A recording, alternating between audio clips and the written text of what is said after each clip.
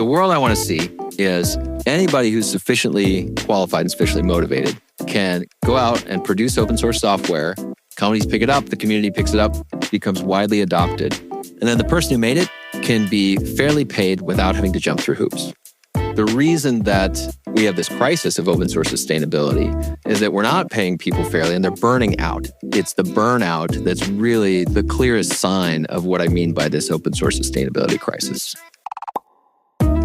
Hi, this is Brian Douglas, and you're listening to Open Source Ready, a bi-weekly series where we discuss the evolution of open source software and its impact on the tech landscape.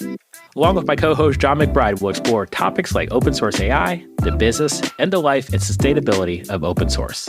Open Source Ready is brought to you by Heavybit, the leading investor of developer-first startups. For more information, visit heavybit.com.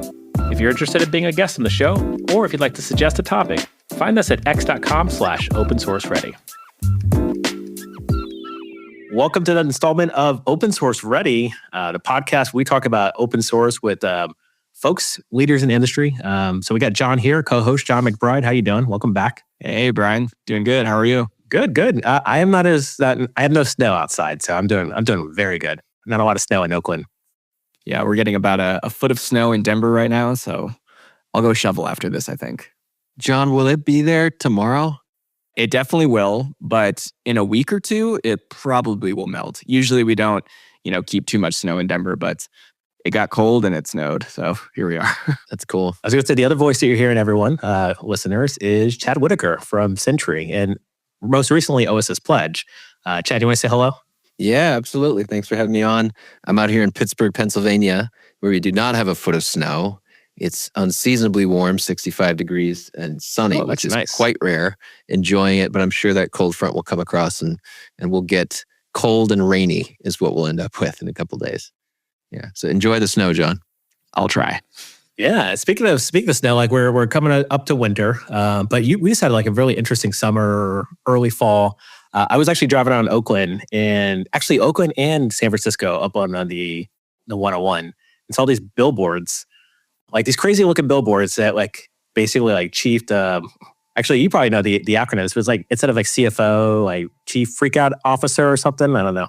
Yeah, so this is what you're referring to are these billboards we put out for the open source pledge that, let me see, they're probably coming down right about now. They went up on October 8th and they were up for a month.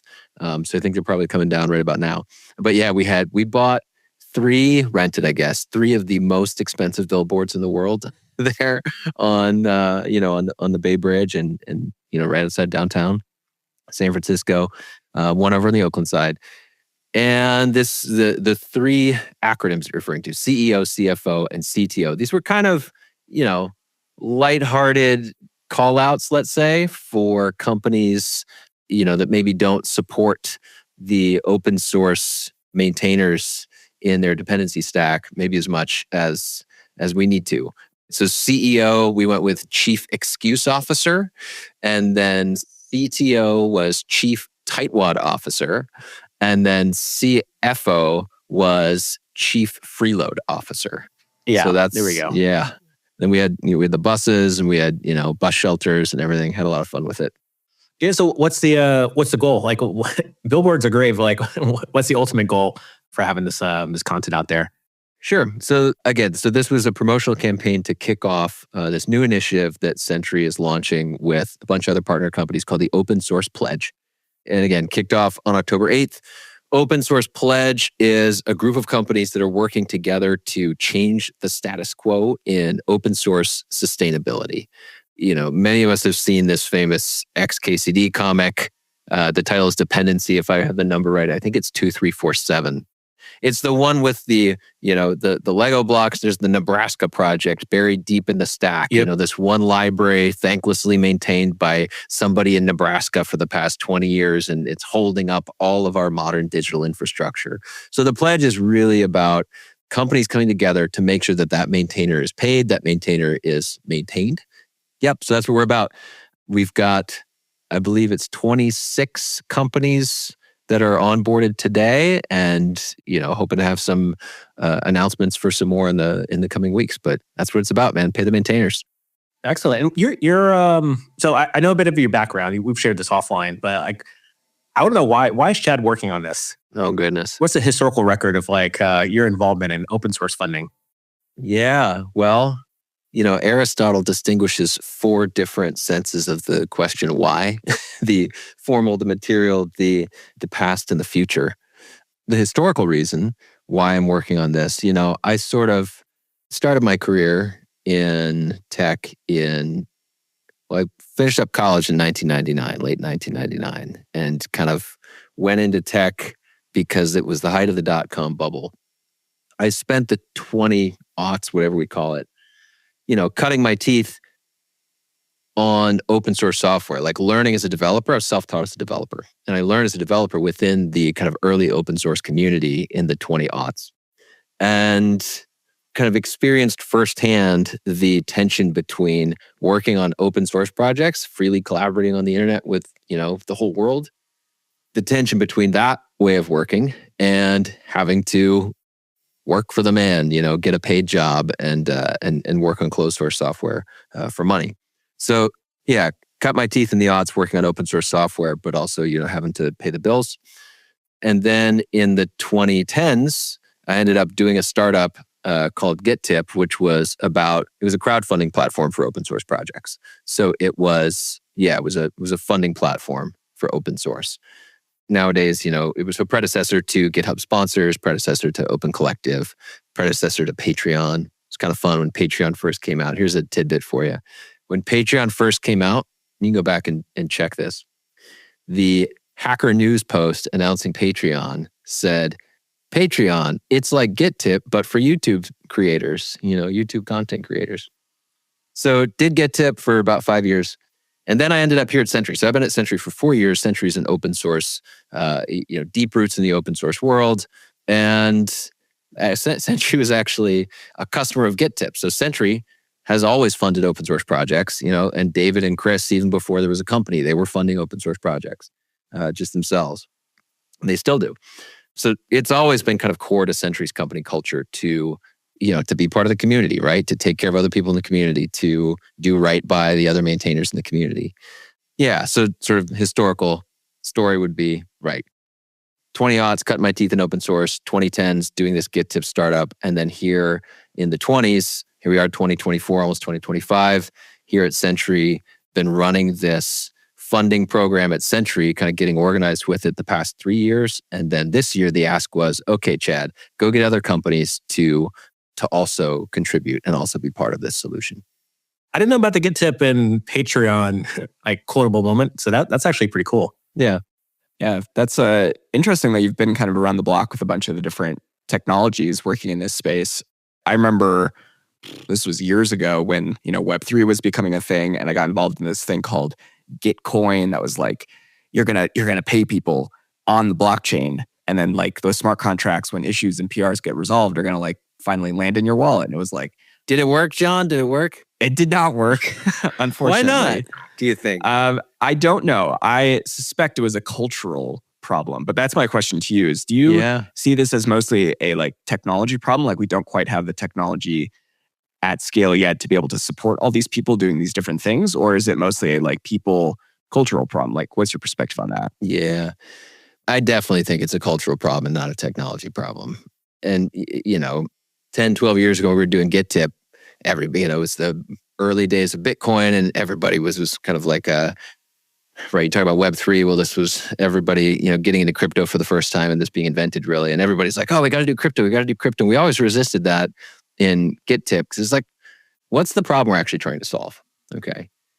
The way that I think about this, I think in terms of what I call the open source sustainability crisis.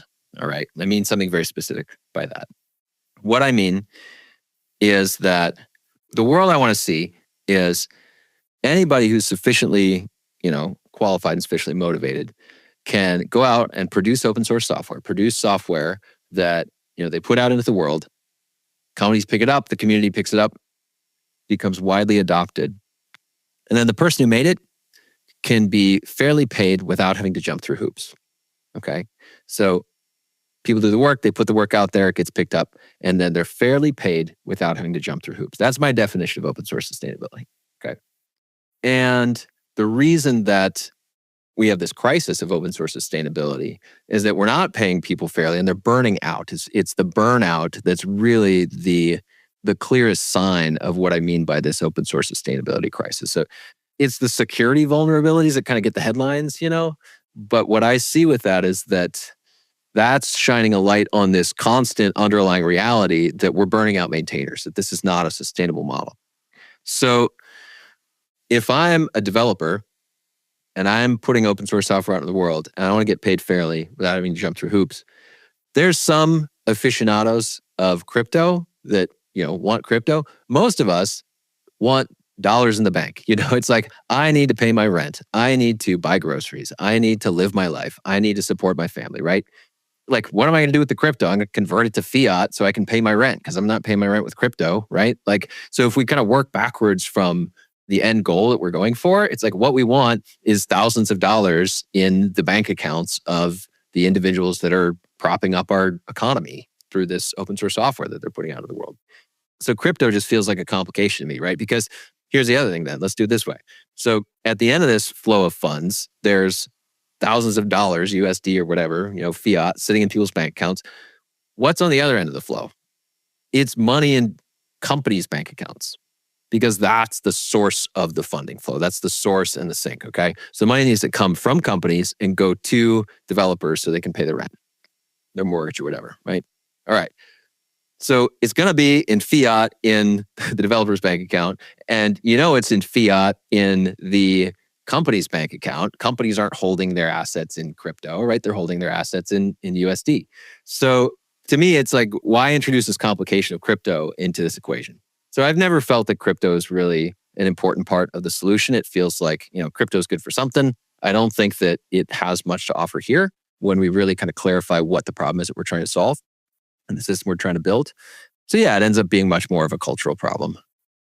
Yeah, the economies of scale around this are fascinating and crazy because it is a worldwide technology scale for all these technologies that people are using across nearly every company, right? You're thinking in terms of like somebody can put something out there and you have one individual that, thousands of companies are depending on, that kind of. Exactly. Yeah, the scale gets crazy really quickly. Yeah. Speaking of that, like why not ask individuals, like kind of democratize it, which I think is kind of an approach people have taken in the past, the kind of Patreon support kind of route where it's like, I built a library and like, I'm going to give you $5 because I'm like an individual. Buy me a coffee. Yeah, buy me a coffee, buy me a beer, free beerware or something. Why companies? Why target, these CTOs, CEOs? Well, the zeros, man. It's the zeros. How much money does Apple have in their bank account and how much money do you have in your bank account? You know what I mean? Like a lot less. Yeah, I mean, it goes back to that question of scale. Like when we reason about where is the money? Well, the money's in these corporations and they're the ones that hold the assets, hold the money, and also are the ones that are benefiting, that are built like that. The value that they're accruing is directly built on the software that we're all building and putting out in the world. Yeah, so I mean, it's as simple as that, right? It's like that's where the money is. So there are some really, really generous people. Mitchell Hashimoto, didn't he announce like $300,000 to Zig? I think it was, and yeah, so some really generous people out there. And there's people that I've seen regularly giving to open source projects, not as kind of flashy as Mitchell's able to be, but very faithful, and that's wonderful to see, that care for the community from a lot of individuals. Yeah, but at the end of the day, the money's in the corporations and they're the ones benefiting from it. So that's the tough nut to crack, right? That's the tough nut to crack. How's the nut been cracking so far in the last, you guys had a month of a billboard, had a lot of ramp up. Yeah. I did actually get to see these. So I said I'm out here in Pittsburgh, Pennsylvania, but I did get to witness these billboards firsthand. I was out in San Francisco a couple weeks ago, got to drive around and see these billboards. Really fun. And when I fly to San Francisco, what I love to do is read the most embarrassingly basic business books on the plane, like paper books, and like make sure everybody sees what I'm reading, that they see that I'm reading The Innovator's Dilemma or whatever, right? So like this time it's Crossing the Chasm, this like classic business book. It's on the library. Yeah, there you go, right? It's the one with kind of that bell curve of adoption where you've got the innovators that, kind of the small group of innovators at the beginning of a technology adoption curve. Then you've got the early adopters, and then this chasm that he talks about in the book. You got to cross the chasm to get to the early majority and the late majority, okay? So it really does seem to me to be kind of the playbook for what we're doing with the pledge. The end goal is this is a new status quo in the industry, that all of the companies that are depending on this open source software come together to maintain the maintainers, to pay the maintainers, to take care of the folks that are doing this, okay? How do we get there? Well, we don't start with Google. We don't start with Microsoft. We don't start with the Apple and the Facebook and say, hey, we take kind of a strategic approach where we look for a beachhead, where we look for a much smaller segment that we can actually speak to and help and bring along into this. And, then we grow from there. So you ask how it's going. So we soft launched the pledge. So I said we launched it on October 8th. We soft launched on August 28th. That's the date when Sentry and another small startup called Astral, ASTRAL, Astral.sh. They're building Python dev tools using Rust. Astral and Sentry were the first two companies to join the pledge on August 28th. And we launched on October 8th with 25 companies, Sentry, Astral, and 23 others. So it was a big push through September, get people on board for this launch. I should mention this too, NASDAQ helped us out with the tower in Times Square. So we got to put a bunch of logos in Times Square, which is fun. Since then, we've only added one, but we've got, some of that was because we had such a push to get people on board. There was like that rush to get people on board. And then I disappeared for a couple of weeks of travel. We just kind of had the wave of publicity that we're getting ready to kind of announce our second round of folks. So my goal, and we'll see, I don't know. I don't want to announce anything that's not ready to be announced. But so hopefully between now and the time this airs, we'll at least have a few more folks announced. And what I'm realizing is like, I'm in sales now, like there was this big push to get there with the, getting the thing launched. But now it's just execution, now it's just a numbers game. Now it's just like how many companies out there are already giving. We should talk about the specifics of the pledge to make sense of this. But how many companies are out there that are already supporting open source in a significant way? Let's get those folks onboarded. That's the low-hanging fruit. How many companies are out there that are building dev tool, startups, and they're in Series A, B, C. Let's get them onboarded. That kind of thing. Yeah. So we're running that playbook and hopefully have some things to announce between now and when the show goes out. At this point, listeners are probably thinking, if they're not Googling already, like what is a pledge? Like what's the structure of it? So we got 25 companies on board, but like what does that mean for the companies? Exactly. Yeah. The pledge is basically a two-step process to join. Okay. Number one, pay maintainers. Number two, talk about it. That's the basis. So first, a company goes out and pays maintainers. And what's unique about the pledge is that we say, here's the amount that you need to at least hit if you're going to be part of the pledge.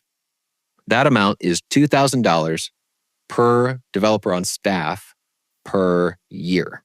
So if a company has 50 developers on staff that they employ, then their dues essentially would be $100,000 per year. So that company would go pay maintainers $100,000. How do they do that? It's up to them. Use GitHub sponsors, use thanks.dev, use Open Collective, pay directly to foundations. We give some guidelines, but what we mean, it's for, no strings attached payments to your upstream dependencies is kind of the intent. But the pledge itself does not handle any money. We're not, an entity that's taking money and handing it out. We're really just about this marketing piece. So yeah, step one, go pay maintainers. Step two, blog about it. Publish an annual report, quote unquote, where you tell us, here's the projects we paid, here's how much. So you give the receipts, okay? And, and tell your story about open source. We're a developer tools company and we love open source and, we contribute to these open source projects and whatever. And we also pay maintainers this way, all right? So that blogging piece really does two things. Number one, it drives awareness because again, this is all, we maybe unpack this a little more. But this is all marketing. This is all social validation. This is all saying, here's the new status quo that we're trying to build together. So we need the post on everybody's blog to say, yeah, we're bought in. We're part of this. We're putting our brand behind this open source pledge. So driving awareness. The other thing is the accountability. So bringing the receipts so folks in the community can kind of inspect, right? And read through and click through and see, yeah, okay, this company, really is paying these maintainers. We can kind of have that transparency and visibility. So that's how you join the pledge. Pay maintainers $2,000 per dev per year, and then blog about it, and then come to us with a PR. We add you to the site, and then you get a nice little open source pledge member badge that you can put, in the footer of your website or whatever it is. Yeah, that makes sense. Actually, I didn't even know about the, it sounds like this is more of a movement to drive momentum in the paying maintainers. Didn't realize there was not actually a platform underneath as well. So we already got great platforms, man. We already got great platforms. Yeah, exactly. We're trying to incentivize kind of the growth of this ecosystem. It's like, we have thanks.dev, we have Open Collective, we have GitHub sponsors. I'll tell you, because again, I've been running a program at Sentry for 3 years now where I'm really maxing out the limits of these tools, like I'm trying to pay. Last year was really fun, because I said, you know what? I want Sentry to be the first company in existence to hit 100% coverage of our dependencies on GitHub sponsors. Because I went into GitHub sponsors and then I saw they gave you this little dial where they show you what percentage of your dependencies you're funding.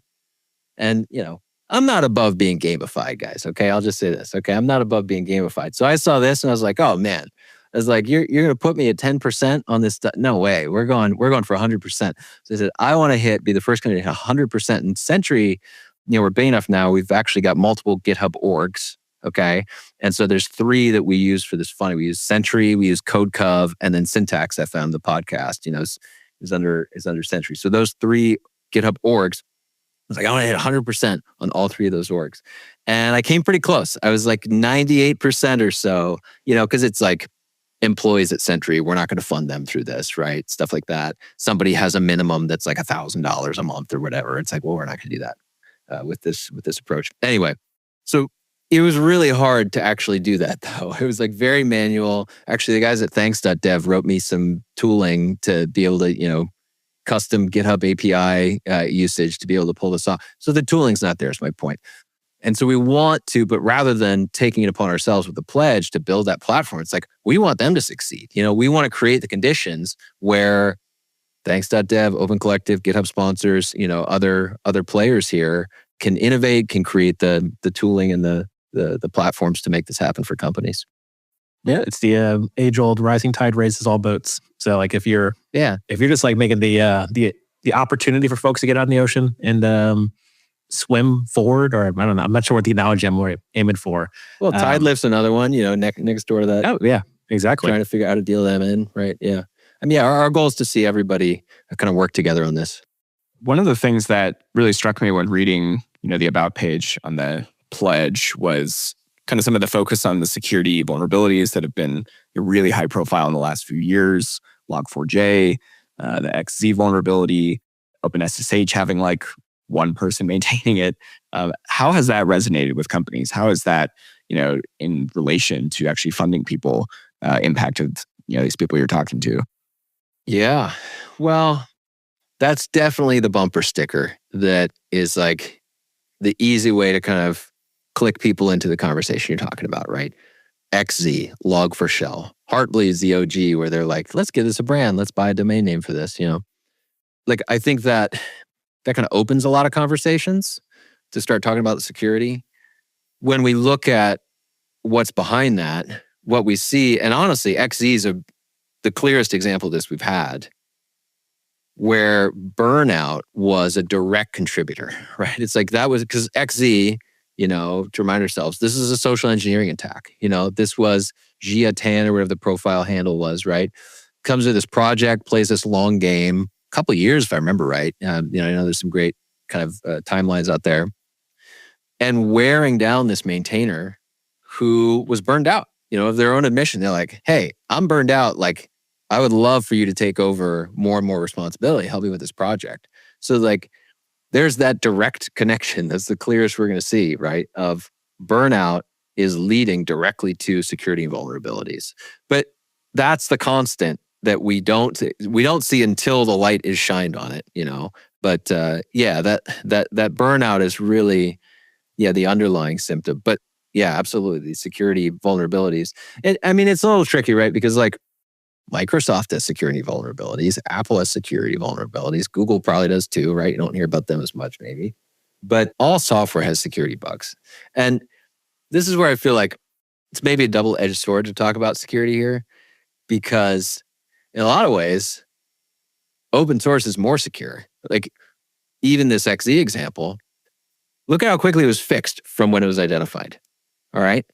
Anders, if I remember right, the fellow that found this vulnerability, announced it, disclosed it to everybody, got on everybody's radar. It was a matter of, I'm speaking without my notes in front of me, but I mean, order of magnitude like 24 hours, right? 24 to 48 hours from we all find out that there's this problem to it's patched in all major distributions, right? Like that's amazing. That's open source, right? Like that's the power of open source to fix security vulnerabilities and to deal with them when they arise.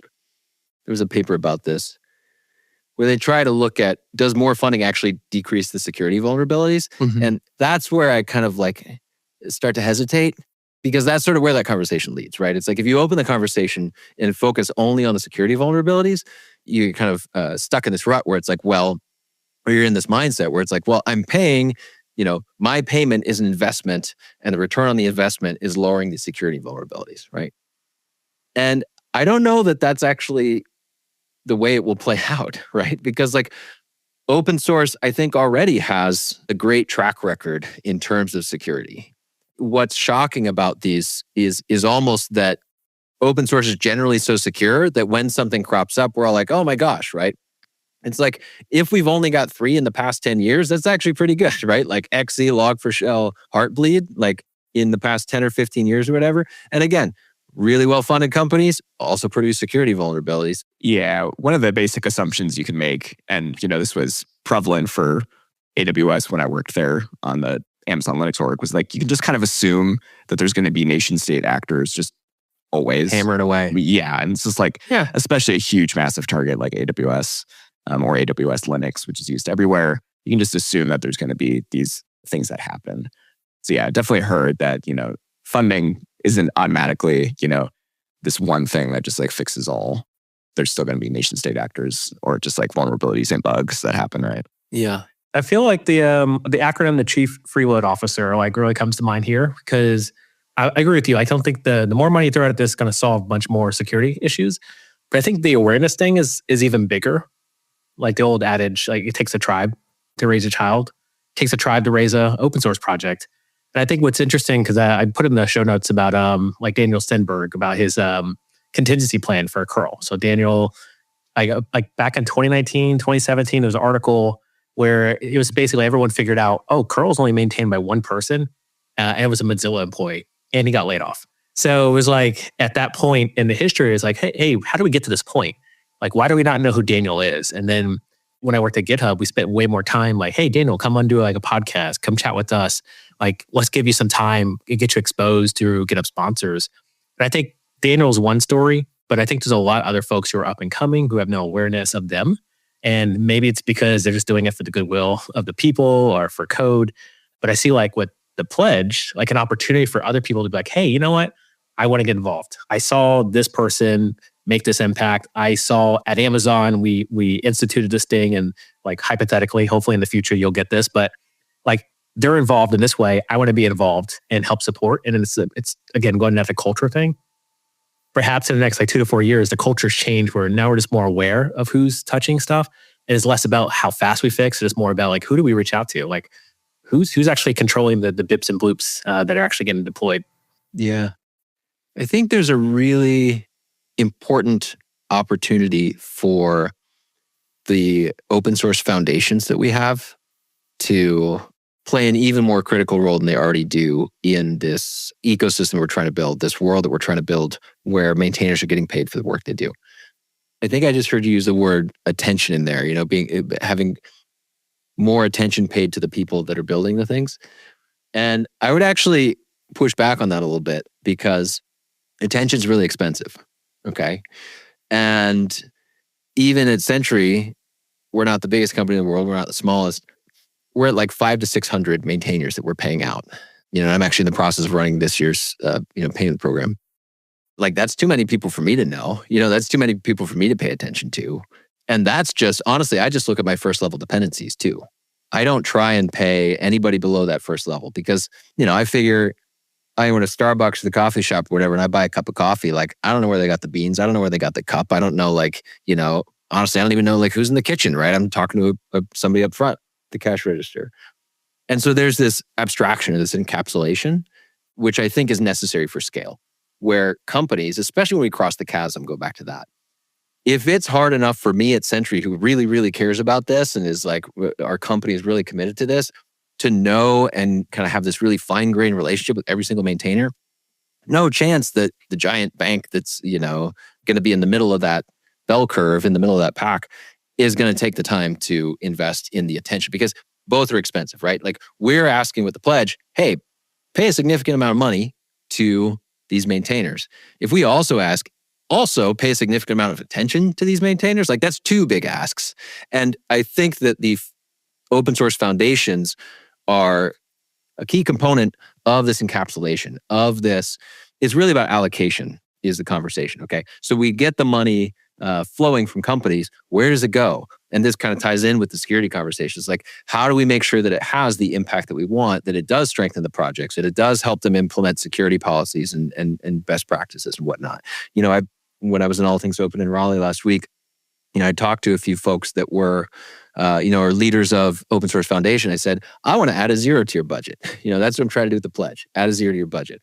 What are you going to do with it, right? And the first thing that they were saying to me was security audit.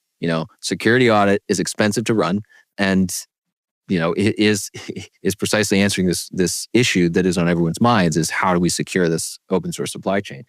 Yeah, but I think that those foundations are the critical component or part of this ecosystem to do that allocation the way that makes sure that money has the best impact.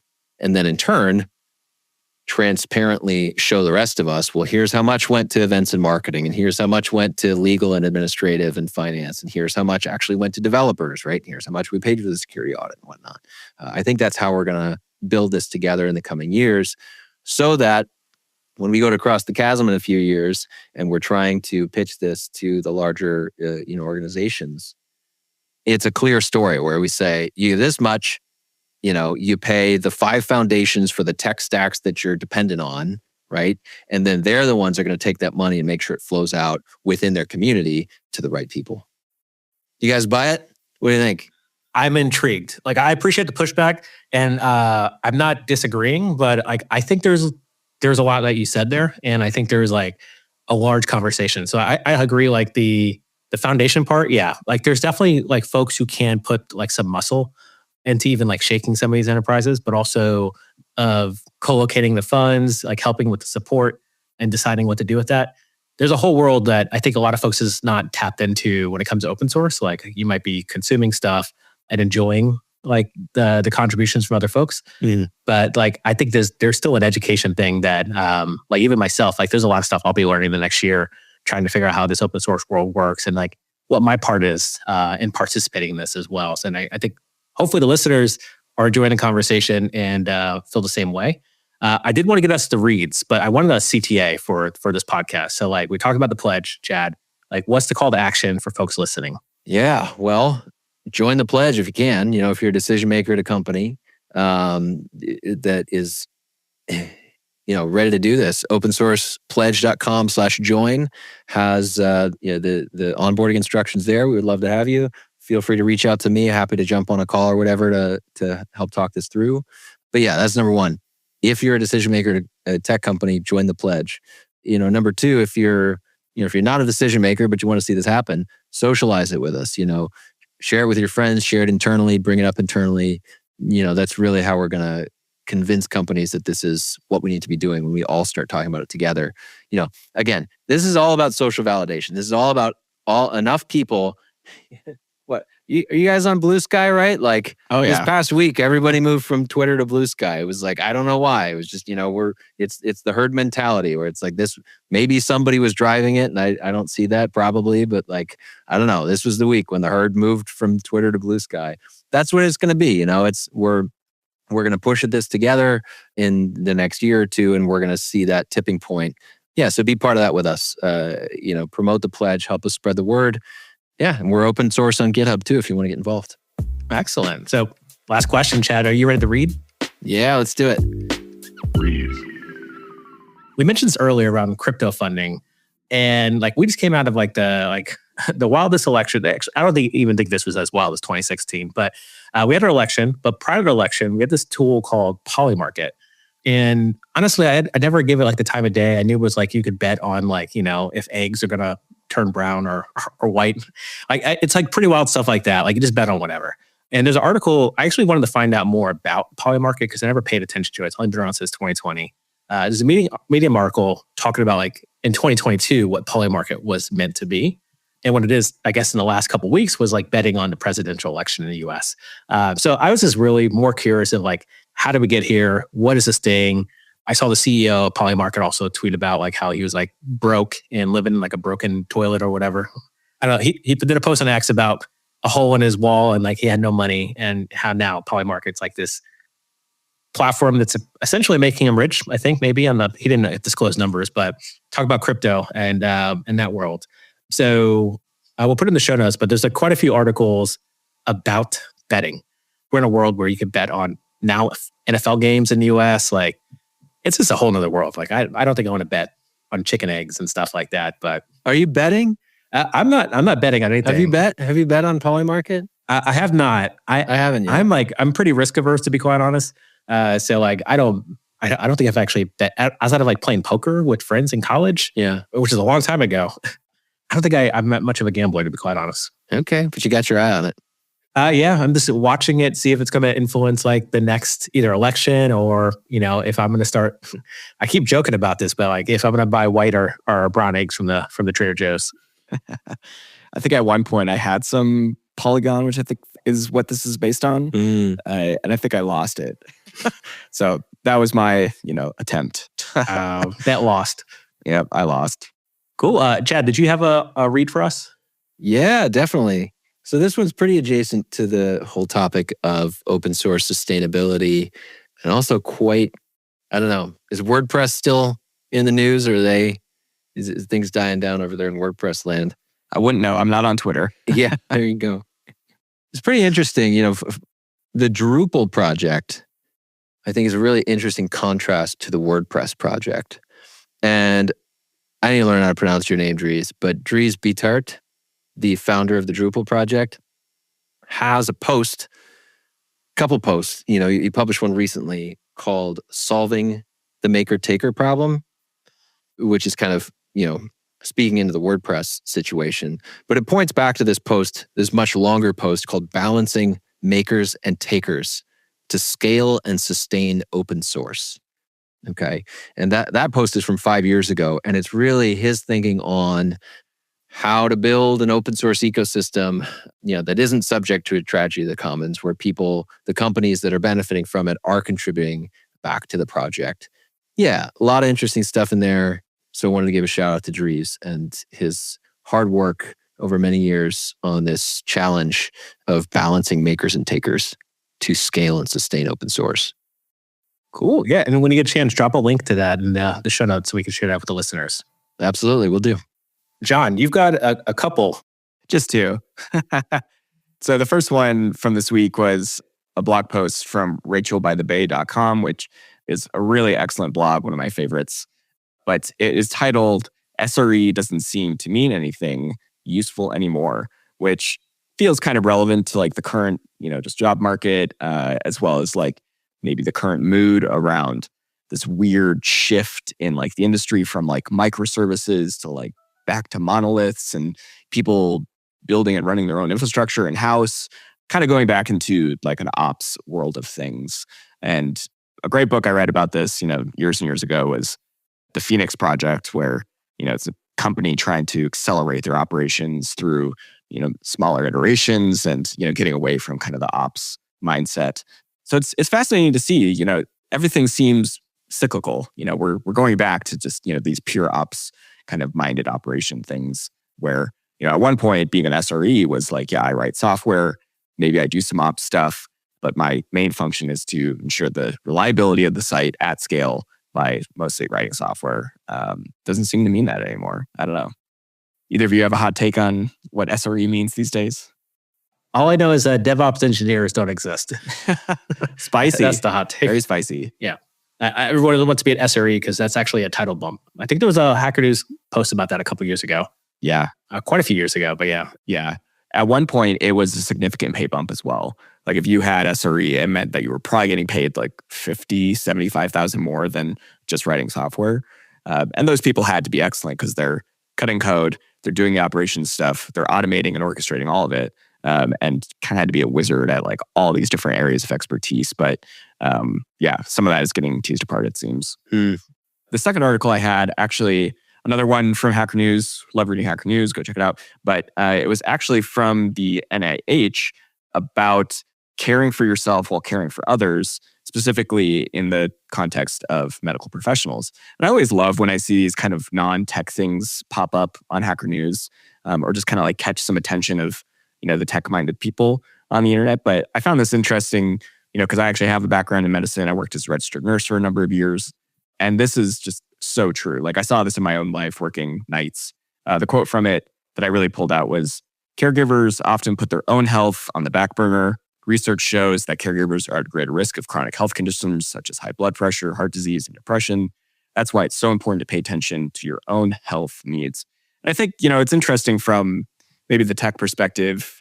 Maybe, Chad, I wanted to ask you what it maybe means to, care for other people while caring for yourself from that maintainer perspective. You even had a great little quote in there, maintaining the maintainers. You can almost think of it for like caring for the maintainers or finding ways to create space for those maintainers to care for themselves. Any thoughts on that? Yeah, and maybe this is where I'll swing the pendulum back a little bit, because a minute ago I was saying, you can't expect companies to pay attention to all the maintainers, which doesn't mean that nobody should be. And this is where I want to kind of emphasize that I see the open source foundations as critical to this role, to this care, because what I mean is like, there's a JavaScript community and there's the OpenJS Foundation. There's the Rust community and the Rust Foundation. There's the Python community and the Python Foundation. And I see an opportunity for those foundations. Like the folks running those foundations do and should know the maintainers in their ecosystem. And that, I think, is the place to kind of locate that community and that care and that kind of knowing each other and that what we're after here. So it's not that nobody should be paying attention. It's that we should locate that at the right place. And I think FOSS foundations are the right place to do that, to be a community together. Yeah. I mean, I give them my 401k. I pay the Medicaid. Like, it sounds like there's a world where we're like, eventually, like we'll have the pledge today, but like if I could like donate 3% to JavaScript, or to like Node getting faster, I think there's a world where we could like check that box in the future. Pre-tax, right? Yes, pre-tax. I want the write-off. There you go. Absolutely. A lot more to talk about there if you want to. you're stirring the pot. There's a lot more to talk about there. Part 2. Absolutely. Part 2, 2025. Like I imagine next October, I need more billboards. Deal. Excellent. Well, Chad, thanks very much for coming on and talking about the pledge, sharing some reads with us. And listeners, stay ready. That's all the time we have for today. If you're interested in being a guest on the show, or if you'd like to suggest a topic, find us at x.com/opensourceready. Open Source Ready is brought to you by Heavybit, the leading investor of developer-first startups. For more information, visit heavybit.com.